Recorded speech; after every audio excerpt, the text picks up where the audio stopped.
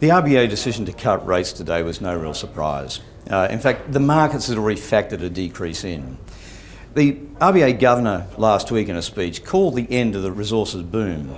And he's really said, look, there's no natural successor for that creates activity and investment in the economy. And he's looking for monetary policy to fill that gap and to really stimulate that investment.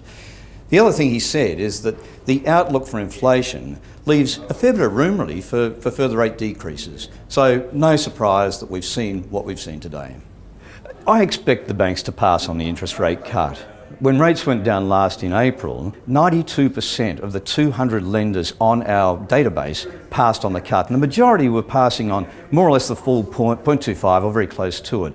So yes, I expect that the pass on will happen this time round too.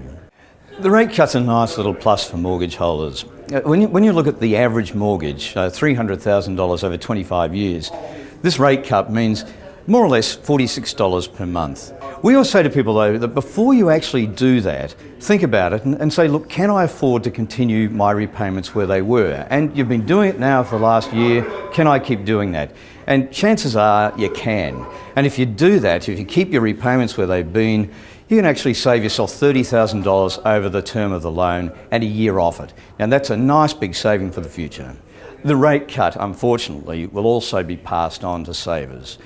The average term deposit rate now is 3.85%. That's for a 12-month term deposit. If you apply a 0.25 decrease to that on a $250,000 TD, so if you're living on a $250,000 term deposit, you're earning $650 less every year. Now there's good news and bad news, and that is that there's a big range between the bottom rate and the top rate. On our database, the bottom rate's 2.5 and the top is 4.3. Make sure that you're in one of the top rates. Do the best you can with your money.